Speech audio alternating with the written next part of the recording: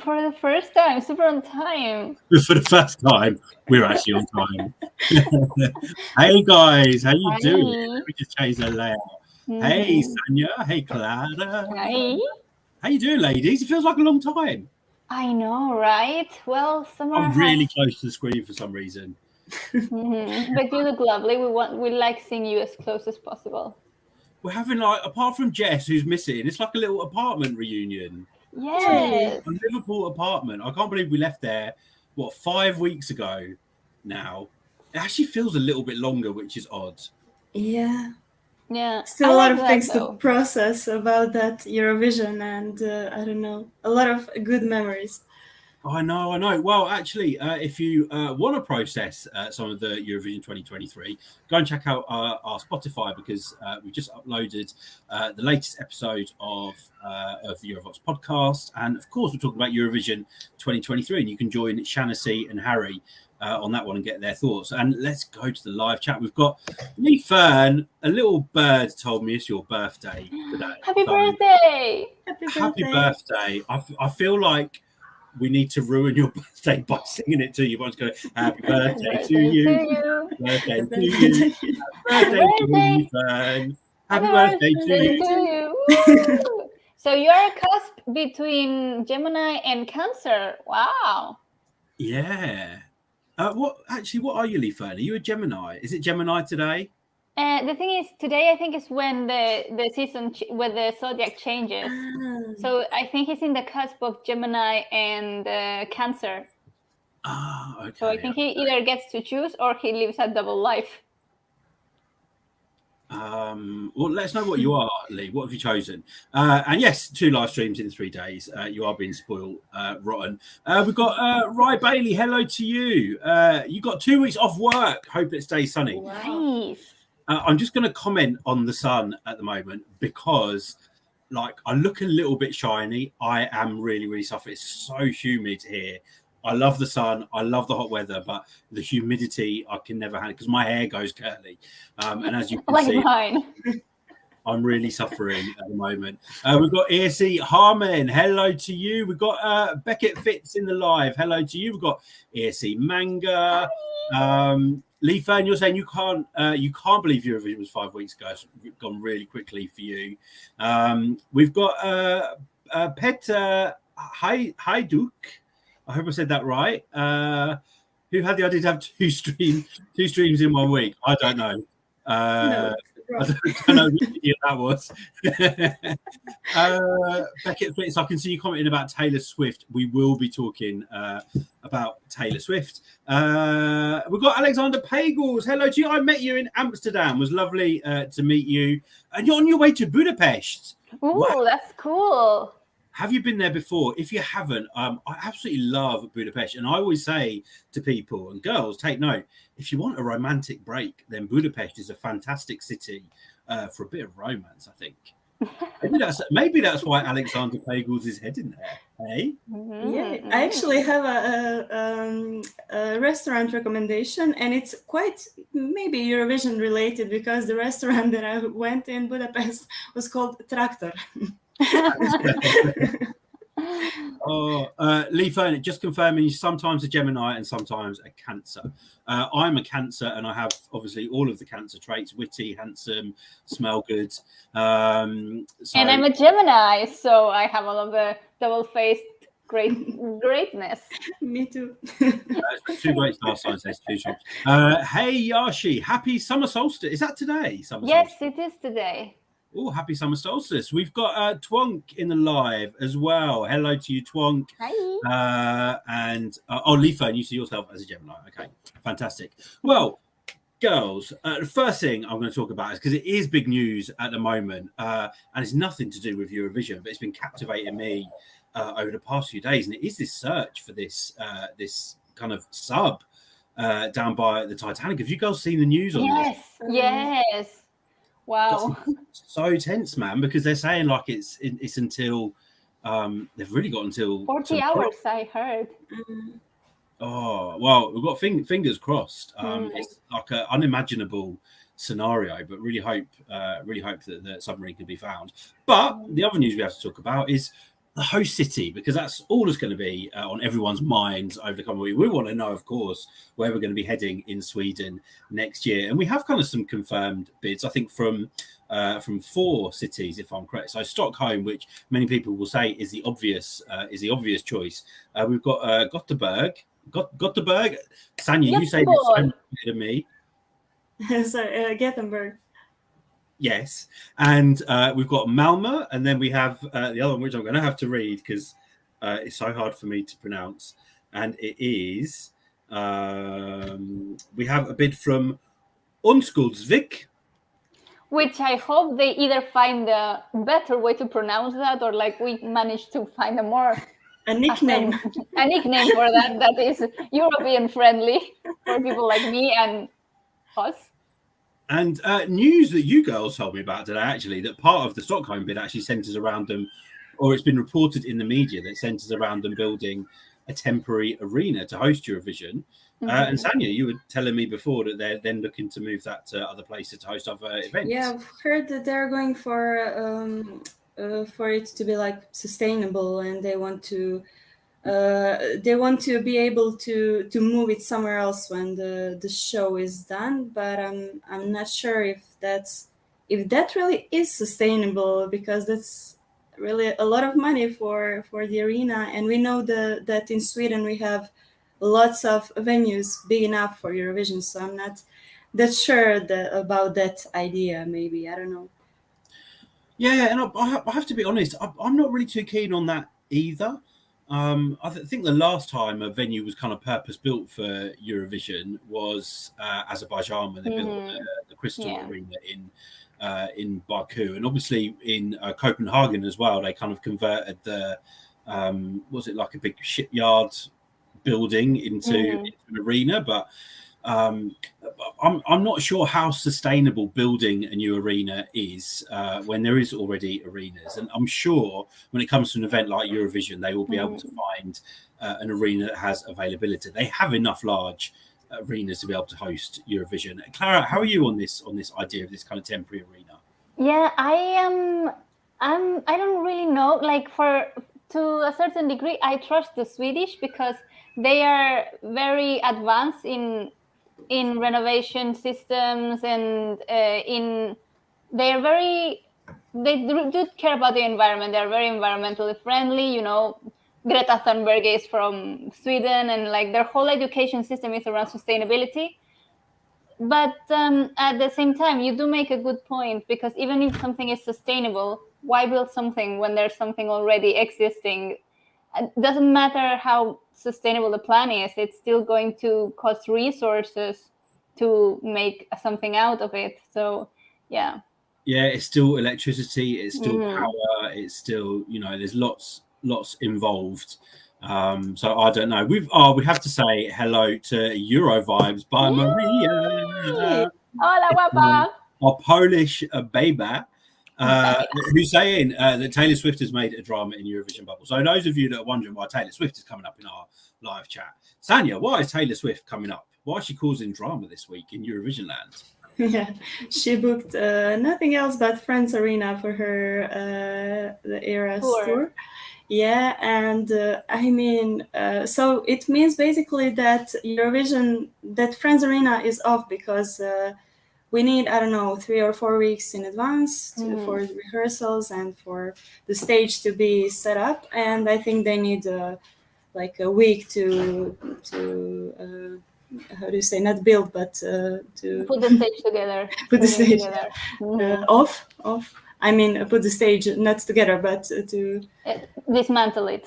Yeah, great, thanks.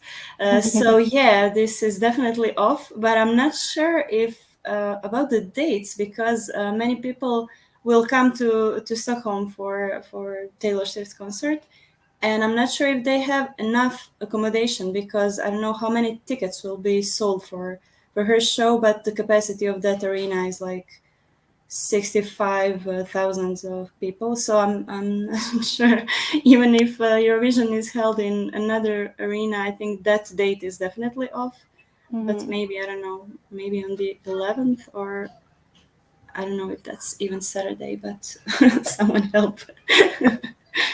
I mean, how selfish of Taylor, really. Yeah, I mean, the only I mean, I don't care whether she's booked. I mean, I'm happy that she's going to Sweden and people are going to get to see her. I'm not necessarily rooting for Stockholm to be hosting Eurovision this year. I'm definitely going to say that I would love to go to Malmö because I've not been there before, and I have been to Stockholm. So selfishly, I would love to go there for Eurovision this year. But what is good is we know that Taylor Swift is going to be in Sweden, and when they're looking for interval acts. Last time it was in Sweden, we had Justin Timberlake. That is very true. That is very true. To be fair, he was working on his new album and the producer was Swedish. But maybe Taylor Swift also has some Swedish connections there. Like the stage name or like the pen name she uses to write her songs where she doesn't want to figure as Taylor Swift. I think it's also a Swedish name. So... Beckett Fitz is saying Sweden. Sweden is her only Scandinavian date, actually. So there will be people from all over to watch her perform. Leafa, and you're saying Eurovision. You think Eurovision is going to be on the 11th? Is that the Saturday? Saturday night, I feel the air is getting high. Twonk saying, Twonk can't say the pub. I don't think he said. Can you imagine? We've got Petar, you're talking about the huge Taylor Swift drama that Eurovision fans have been discussing a lot this week. To discuss, unless you want to go onto Facebook and see people dragging LOREEN for winning and team Cardia said this about LOREEN and big drama and whatever, guys. But yeah, and Petra is actually saying Ollie Murs announced that he was going to be performing in the Echo Arena, I think in Liverpool. He had dates when Eurovision was meant to be there, so people were kind of making the assumption it would be in Glasgow because of that. So dates can be moved, I guess. And Rye Bailey, you're not a fan of Taylor Swift. What are Taylor Swift fans called? They've got names, haven't they? Swifties. Yes. Because I am one. Lasagna, where do you want to go for Eurovision 2024? My favorite is Gothenburg, and my reason is that I have two friends from Croatia that live there. So I mean, I can't get cheaper than that. So that's because we know that Sweden will be very not really cheap in terms of accommodations. So that's my favorite based on that. But I'm hearing that their arena is not really. Is it called Scandinavium Arena, or I'm not sure, but something about the roof that it's not like high enough or something. But I mean, if they can build the whole arena in Stockholm, they can do something about the roof in Gothenburg. So yeah, that's a good point. Definitely. The thing is, I worry that if Taylor Swift is also coming to Stockholm, people are coming from all over. To watch her perform as well. Just think of like the hotels and accommodation. It's going to be difficult hosting like those two big events. But anyway, Clara, I have a better idea. Let Taylor Swift host, have her show in Stockholm. Let everyone in Scandinavia go to Stockholm. Empty the cities. Give it all to the Eurofans. Give all of your accommodation. Swedish, Norwegians, Finnish people Danish. Give us your accommodations. For free. Like, go to Stockholm, go see Taylor Swift, give the Eurofans your accommodation. We will pay for a moderate price. We will house it for you. That way, everyone's happy. So Malmö, it's Malmö or Gothenburg, or maybe I'm gonna just say Husavik because I don't remember the actual name of the fourth city. I'm going to do it on Skoldsvik. I've never heard of that city, and now I'm kind of curious. So probably I'm gonna Google and look at pictures of the city after the live because we are. Where it is actually on the map? Do we know? I think it's. I'm just gonna guess that it's high up. Is it anyone Swedish in the? People help us. One Skoldsvik. I'm now going to my Google Maps to figure out where it is. It's. Where is it? Yeah, it's kind of it's more north than Stockholm. Okay. So it's kind of like, if you think of Sweden as a long country, it's kind of like halfway down. I mean, Sweden is a long country. That's what she said. But yeah, I'm still going for Malmö at the moment. I think for no reason other than I just want to go there because I've not been there before. But anyway, unscripted. You're hoping for Gothenburg. Peter is saying Onskuldsvik has like 30,000 citizens or something. We will invade them. We will be more. Hey, Victor, you're Swedish. Hi. You have Karlstad. What's Karlstad? That's another city, but another city? Let's have a look. I'm literally having a look on the map, and it is, yeah, kind of like to the west, like to the west of Stockholm. Is that a big city? That looks, that doesn't look very, very big to me. But anyway, we'll see. Does Onskuldsvik have an airport? Because that's important. Know. It doesn't look like it has an airport, so getting there might be a hassle. Yeah, I mean, what I've loved about Eurovision over the past few years is that we've not been to a capital city since Lisbon.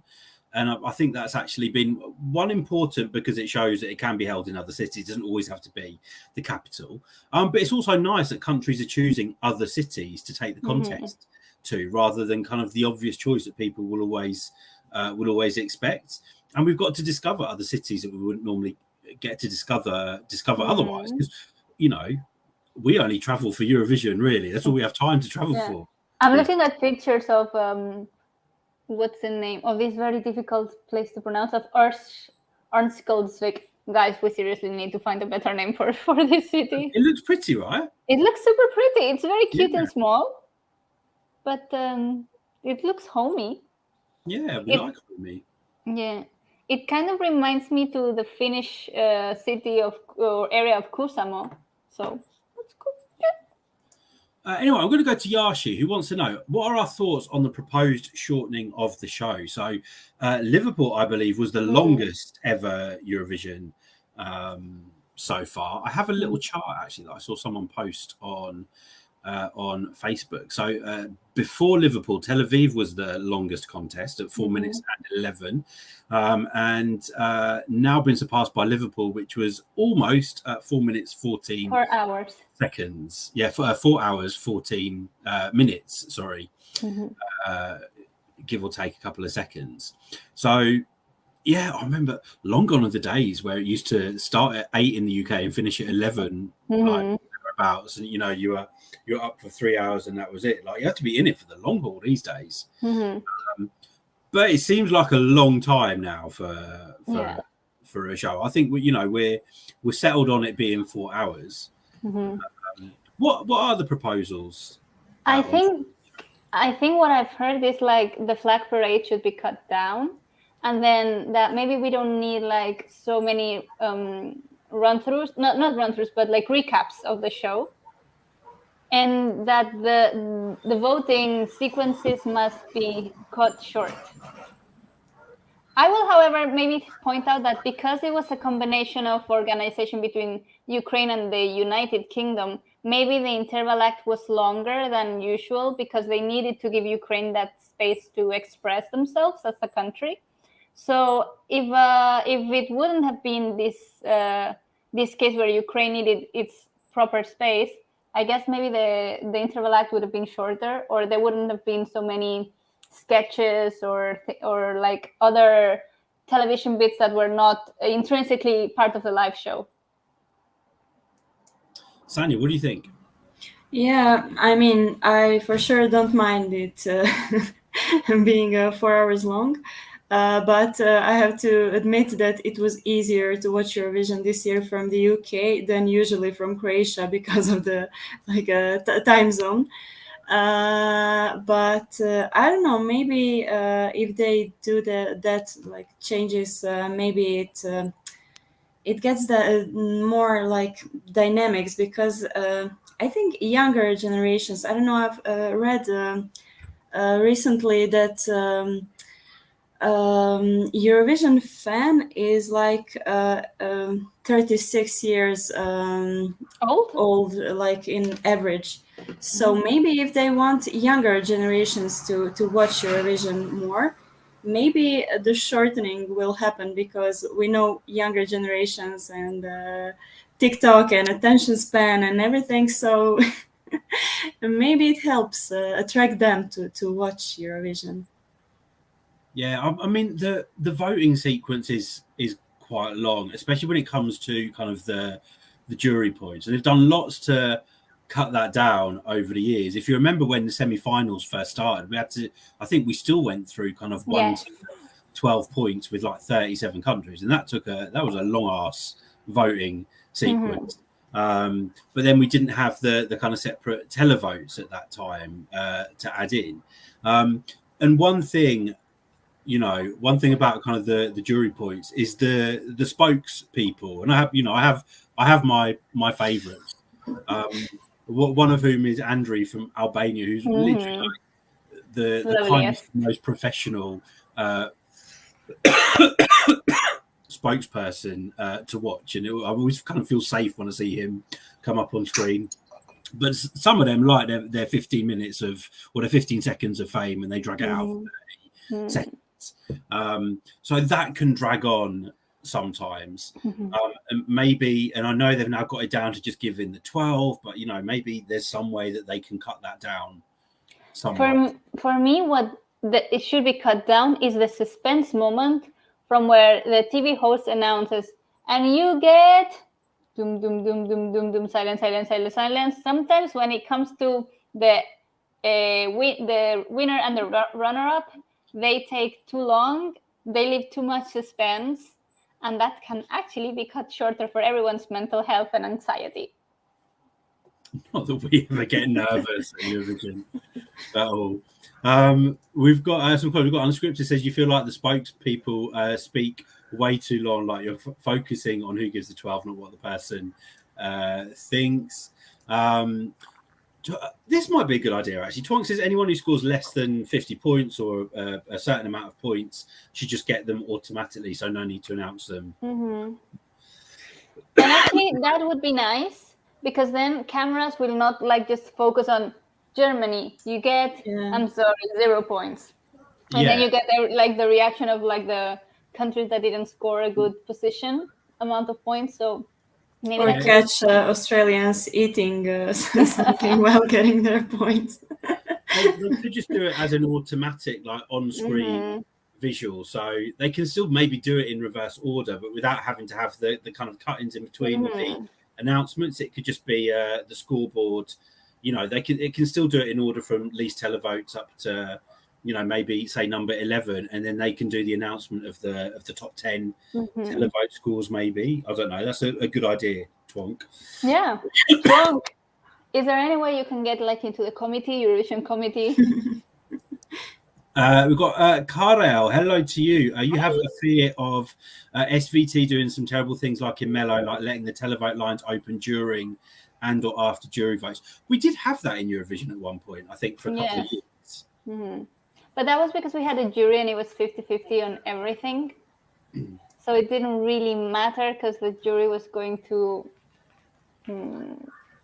let's say hello to Victor, and you liked Cha-Cha-Cha a lot. So did we. Cha-Cha-Cha. It's been a big hit, but LOREEN has really been the big hit from Eurovision this year in terms of kind of charting. I think she's just outside the UK, or maybe still inside the UK top 10. I think she's gone back up again, so a huge hit over here in the UK. Lee Fern, you're happy with Eurovision being 4 hours long? It's an annual event, flies by so quickly. But I think 4 hours for me is good, but I think if each year we're progressively getting longer, eventually we're going to be talking a 5-hour competition. And if we stick in as well to the same start time, 9 p.m. Central European time, then people are going to be watching until sort of, we're going to be in like San Remo temperature. Yeah. And San Remo is one program that is really too long for me to watch. So let's just not do that. For everyone's sake. Let's have a look. And Twonk as well. Another good point, actually. The longer the show goes on, the more it impacts the songs which perform early as well. That's a really good point. That is very Twonk. You have like the best ideas so far. Like you're making the best points. Are you secretly Martin Osterdahl, and you're just trying to get like we're like your focus group? You've like gone under. It's like Undercover Boss. Maybe that's what it is. Unscripted. You don't want them to get rid of the flag parade. It gives Eurovision an Olympics feeling. I'll be honest. I do quite like the flag parade as well, but I don't know. Is there any way of cutting it down? It seemed quite long this year. Yeah, because of the songs, because they were interrupted. I mean, not interrupted, but there were songs included. So maybe if they cut that out and leave only the literal parade with maybe opening theme of Eurovision played by, I don't know, orchestra or just played. Yeah, I had never noticed the flag parade being an issue on other TV on like previous years. For me, it was something like they just came out, they walked with the flag, and that was pretty much it. And it feels like it goes very fast. So this year I thought, it's kind of cool that they are like blending it with songs. But I understand that now it looks that it's too long. But again, they needed to give Ukraine a space of expression. So maybe this is something that we don't see again ever, hopefully. And the flag parade this year was great. I mean, I loved it. So, I mean, it could help if it was shorter to make the whole show shorter. But I think it was great. So maybe let's cut down something else. Visually, I thought it looked fantastic. Yeah. Flag parade. But yeah, I mean, what else could we cut down, really? The sketches. Countries in the final. For example, for me, the Max Zamerlo and Filomena sketches were completely unnecessary. Yeah, but was that because we have to take into account commercial breaks for those broadcasters that have to have? Because if you think about it, not all of those sketches are seen in every country. Yeah, that's very true. These go to commercial breaks, and these are commercial broadcasters that are taking part as well. So that again is something to factor in. Unfortunately, that there's a requirement for commercial breaks in a lot of these countries as well. I'm glad I'm not on the EBU committee or working for SVT. And Alexander Pagel's confirming that the Eurovision flag parade started in 2013. Which was in Stockholm. No, Malmö. Malmö. Anyway, LOREEN had won the year before. Let's just put it that way. So it was the Swedish people. See, it's always the Swedish. Always the Swedish. Yeah. But anyway, girls, not lots of Eurovision news to talk about. However, I have got some Eurovision statements, and I'm going to ask. They're all numbered 1 to 15. So I'm going to ask you, Sanya, to pick a number between 1 and 15, and I will read out the statement, and then we can talk about it. 5. Oh, God, you're killing me, Sanya. So the statement is, the wrong song won Eurovision 2023. Drama. Who made I this don't statement? agree. The right song won.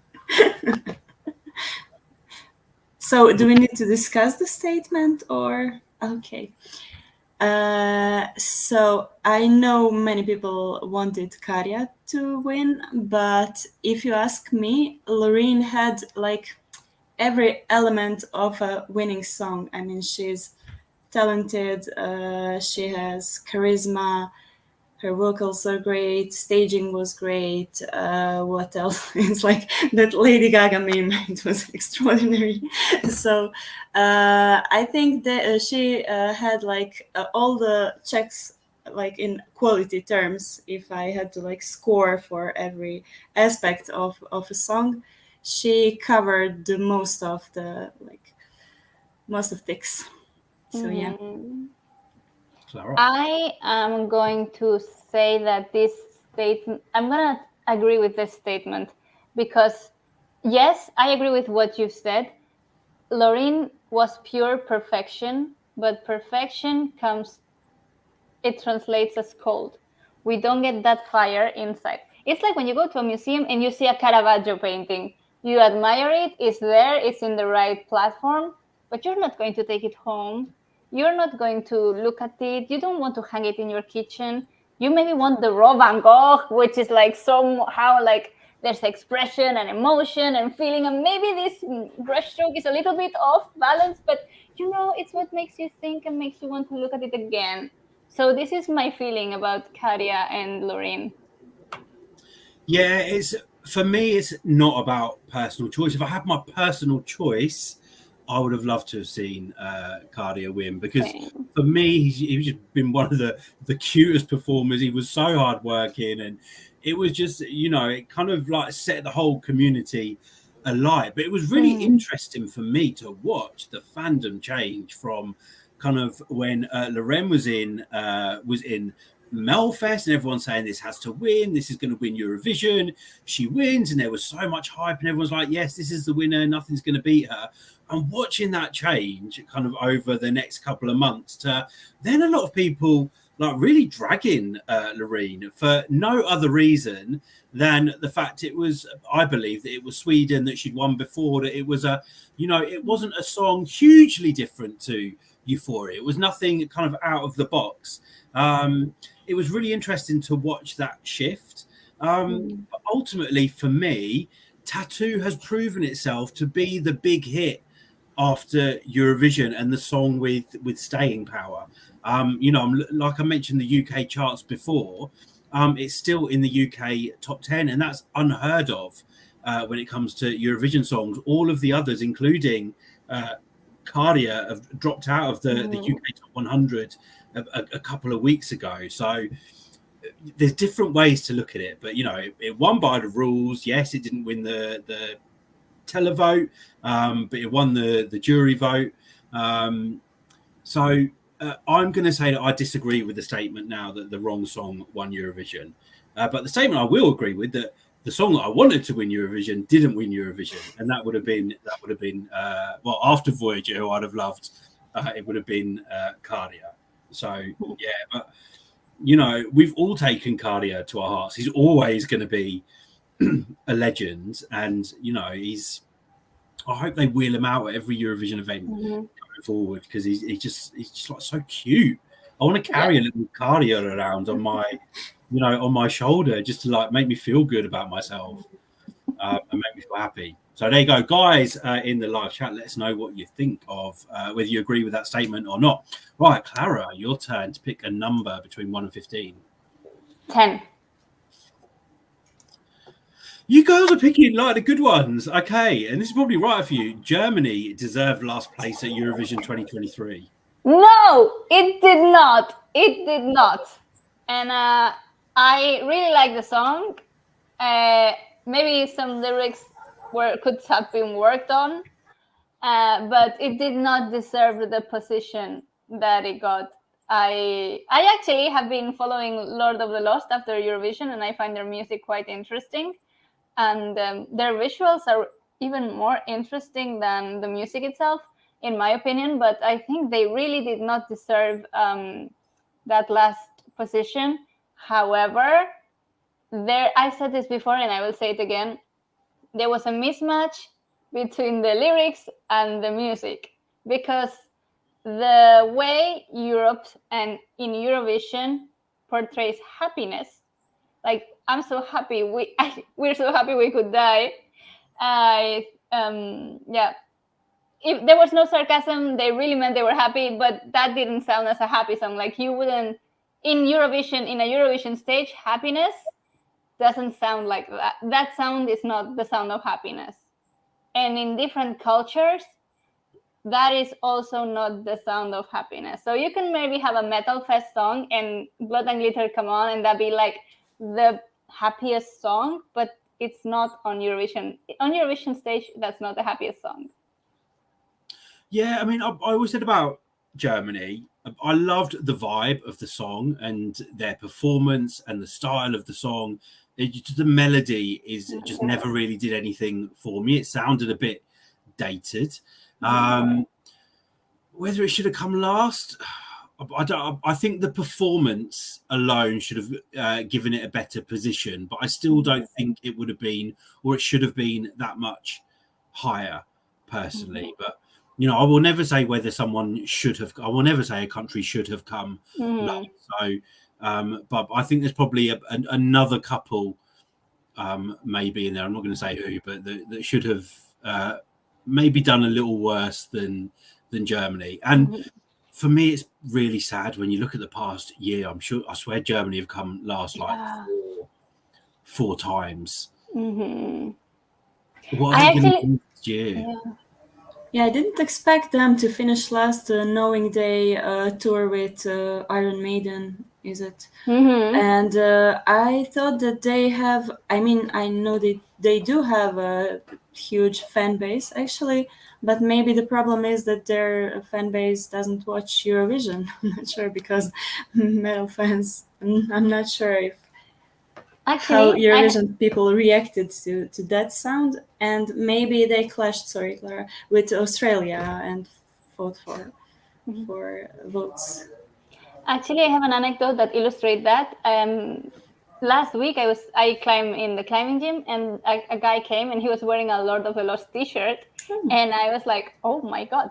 And I was like, hey, like, cool band. And he was like in his mid-30s, and he was there with he was, I think, an engineer or something, and he was there with two other guys, and he was like, yeah, we were climbing in Liepaja in Latvia, so it's 3 hours away from Riga. And apparently this guy told me he had convinced his whole company to go to Riga and watch Lord of the Lost, like, I think the month before, or and because the band, the company agreed because it was Iron Maiden, but he was going because of Lord of the Lost. So we had like a very interesting conversation, and I was like, yeah, they went to Eurovision and so on, and so that was, yeah. So he didn't know about the or like he knew about that they were going to Eurovision, but as you said, he did not watch Eurovision. We've got Takom. You're saying you totally forgot about Germany, so that says it all. Peter, you're saying Blanca deserved last place. Unscripted, you're saying Germany, great song, great staging. We've got Bubble Pirate in the house. Hi. Pirate, how you doing? Twonk wants to know, who would you have put last instead, Clara? Moldova. Oh, okay. Vincent, you're saying Germany improved from previous years, but yeah, we should have been last place for you. Good point for Mark, actually. You feel like a lot of the song placements were odd this year because Sweden and Finland sucked up most of the points. Lots of songs deserved more points. Bubble Pirate, you're saying Germany's best entries 2009 and 2010, and now I feel like I'm being tested. It's Lena, Satellite. Oh, yeah. Satellite, and the year after that she like repeated with Taken by a Stranger. Yeah, maybe it's an unpopular opinion, but I actually prefer Taken by a Stranger to Same. How about you, Sam? Are you a Satellite or a... I'm a big Satellite fan. It's like maybe the first time I watched Eurovision and rooted for the actual favorite, because I usually root for underdogs and cause myself an unnecessary stress. But that year, I remember her being a favorite before Eurovision in the odds and everything, and I was like, oh yeah, that's the first time I'm actually rooting for the song that is going to win, actually. And I do think that Taken by a Stranger is great song, but I still prefer Satellite, because that's how I discovered Lena, and I remember listening to her other music after Eurovision and everything. So yeah. My favorite Lena song is Skinny Bitch. I'm not sure if you've ever heard that song. I did, but it was a long time ago. I haven't listened to her music a long time, to old music of her. 2009 apparently actually was Alex Swing's Oscar Sings. Okay. Come on. So I was wrong. That was a time where countries like Germany were trying kind of these gimmicks and really hard to get these good results. So it was really refreshing at that time to see one of the big five countries, actually, because we didn't have Italy back in the contest at that point. Or the big four, it was at that point, wasn't it? UK, France, Spain, and Germany, who were really tanking a lot. They weren't getting great results, and there was a kind of this whole thing about one of the Western countries going to be able to win Eurovision, and Germany came along and showed actually, if you have a great song, you can still win it, and they won in 2010. So that was great to see.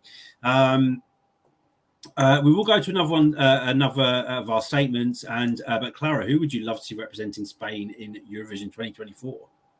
Okay, it's never going to happen, but I would love Aitana to go, and more realistically, Lola Indigo. Oh, I think that pleases Sanya as well. Yeah, I'm muted. Sorry. Yeah, I like them both a lot. Why do you think Lola Indigo is more realistic? Because Aitana is now really big, and she's like the biggest pop star that Spain has. Because we've given Rosalia to the world, so Rosalia is not it's not Spanish anymore. She belongs to the world. So, but isn't Lola Indigo also like huge or not that huge? But I think she's more approachable. For some reason, I get from her a more approachable vibe. So I think she would be more open to that. That sounds great. And Carlo, I thought you're from Sweden, but you're from Mexico, and you discovered Eurovision in 2009, the Moscow edition. Beckett Fitz, you love Aitana as well. Unscripted, you've got a prediction that Norway is going to be a huge player for the win with their new rule for MGP 2024. I don't know what that rule. Yeah, can you let us know what the new rule is? Can you do our work for us, please? Yeah, basically, we've been asleep since Liverpool. Right, girls, we have another statement, and I've just realised I am about to run out of power, so I need to plug in. Sanya, pick another number for me. 3. Number 3. Mate, is this going to be a little less controversial? Oh, okay. So the statement is Netta should determine the host city every year. Definitely. Yes. So we know who not to go for. Yeah, it would save all this waiting, wouldn't it? We just invite Netta on stage every year to. And she announces the capital city, and we know everything. Yeah. But no, Sanya, go on, pick another one. That's a little bit of a joke one. 10. No, 10. Pick 10. Yeah. 12. 12. Micronations will never do well at Eurovision. So we're talking about countries like Monaco, Andorra, San Marino, Luxembourg, even potentially, who are returning this year. Yes. I mean, sorry, Clara, you go. Yes and no, because the fact that you can't vote for your own country means it doesn't really matter how much population you have if a country cannot vote for it themselves. So technically, it shouldn't matter in that regard. But then again, money-wise, the investments they can put, they're normally richer countries. Like those microstates, you want to live in Monaco, that's crazy. You want to live in Luxembourg, that's even crazier. Andorra is also expensive. So they have the money, they have the vote of everyone around them except themselves. So it shouldn't really matter. I mean, San Marino is different, obviously, but microstates like Monaco, Luxembourg, or Andorra, what they should do is actually spend money doing more promotion than maybe the rest of the countries. But the voting factor and the money factor should not matter, maybe. Yeah, I agree with that. But when you mentioned San Marino, I don't know what they need to do. I mean, they invited Florida and still got 20-something points on the televote. So maybe they are the example of a microstate that will really struggle to win at some point. I don't know what they need to do. But let's be realistic about this Adrenalina. Florida's part wasn't so spectacular, and we've had really big names like Bonnie Tyler. If names were really carrying a weight, it would have been proven already. But it has proven that a name doesn't carry a weight in Eurovision. So maybe you're right. Florida should have had a better part, the rap should have been better, or something should have been better. Yeah, I think. See, this is where I would say that I do tend to agree with this statement, and I agree with what you say, Clara. It shouldn't be that way. Ultimately, it's a song contest, and the best song should win. I just do feel that the smaller micronations, the smaller countries, are always at a disadvantage, and that's when I think we need to take into account the huge part that diaspora can play when it comes to picking up points. And if we look at San Marino's best ever result, it's Serhat. In my mind, a really, really terrible song, a terrible performance. However, he was a well-known Turkish singer, and Turkey has a huge diaspora when it comes to different countries around Europe. And so that says a lot to me. And I think it's a real shame, because I think it's going to be a lot more. We've got Luxembourg coming back, and I really, really pray that they can get through to the final, because my fear is that they don't, and then they say, actually, this has kind of proved our point. And I think it will always be tough for countries like Andorra if they return, for Monaco if they ever return, for San Marino to kind of pick up those, especially those televote points, which are so critical. I mean, they can have an amazing song and maybe do well with the juries, which will help them get a better result. But there's always that thought that, well, actually, if that was Poland or if that was Norway, would we be looking at a potential winner? But because it's San Marino, we're looking at, lower down on the right-hand side of the final scoreboard. Yeah, it's sometimes also about the reputation of a country in Eurovision. I've seen that a lot recently with Croatia's reputation in Eurovision. And I hope this changes now that we got a decent result with Let 3. But I think recently, I don't know if some other country like who had better reputation on Eurovision sent, for example, TikTok, Albina. Maybe, I mean, it was the worst thing that could happen to her, with her getting through with juries and televote, but not getting through. But that's another, that's for another conversation. But I think sometimes that happens. You can have a nice song, but for a wrong country. Yeah. It's I really hope it changes, and I think that Eurovision has a part to play in changing this. However much I hate the conversation when it talks about Eurovision being political, but no one can argue that countries will typically give their televote points to the same countries every year. The UK, for instance, we called the points were going to go to Lithuania, or the televote points were going to go to Lithuania and to Poland. It happens regularly because there's huge Lithuanian and Polish populations in the UK, so it kind of makes sense. How many people from San Marino live in the UK and are able to vote for their own country? I've never met anyone from San Marino, apart from Valentina. I've never met anyone from San Marino. They will always be at that disadvantage, and I think the EBU and the Eurovision organisers do need to take that into account if we want to start attracting other countries back, and maybe to give it a bit more. I can't think what the word is, but to give it a bit more, not a push, maybe in front of other. I can't think what my brain's gone tonight. It's the heat. Not give it a bit more credit. Like to place a slight advantage to compensate. Not even a slight advantage, just to make it look like a more balanced playing field. I can't think what the word is, but to make it look like it is genuinely about the song. Rather than diaspora. There will always be that. Croatia will always vote for Bosnia-Herzegovina or Serbia. We expect. And what? When we are talking about the televotes, it happens. But people, because jury points are announced during the show, and we see televote points afterwards. People expected Slovenia jury this year didn't give us points, and the Croatians were like, why? I mean, you Slovenians, but their televote did, but it people want juries to vote for the neighbors too, and that shouldn't be the case. But neighbors still like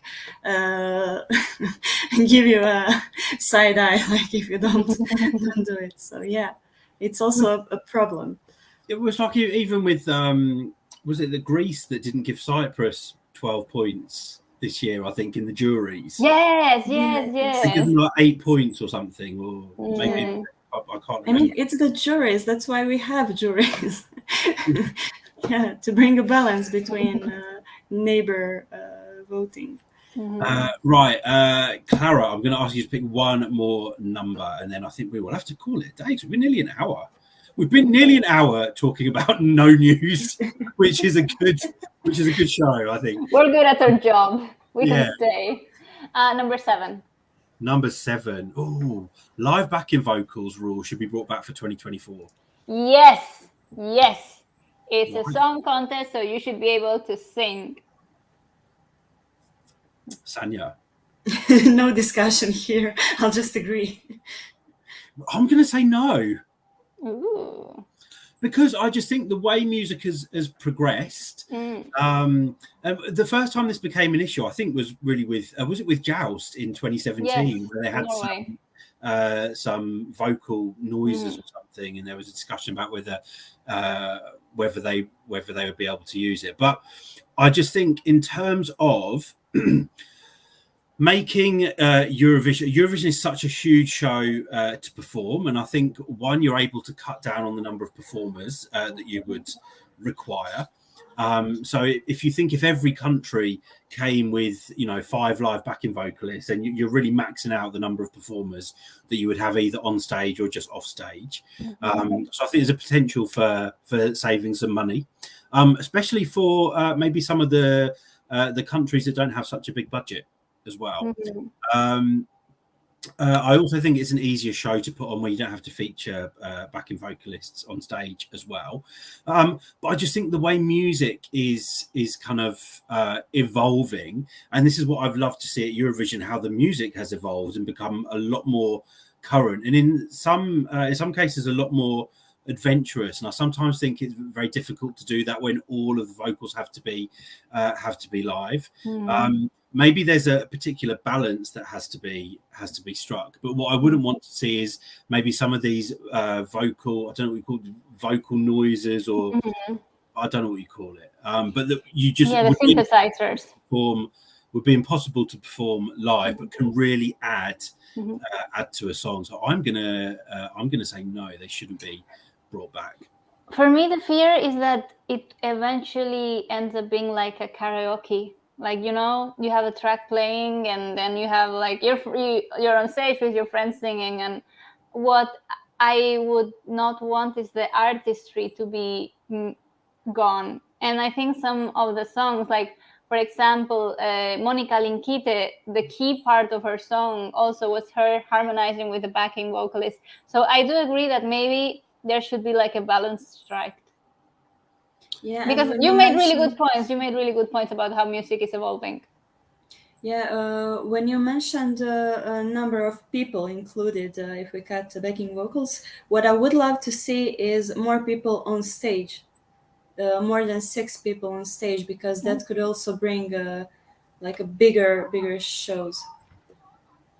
Yeah, I was just thinking of Austria's performance this year when they had like hundreds of people on stage, and that was Rita Ora.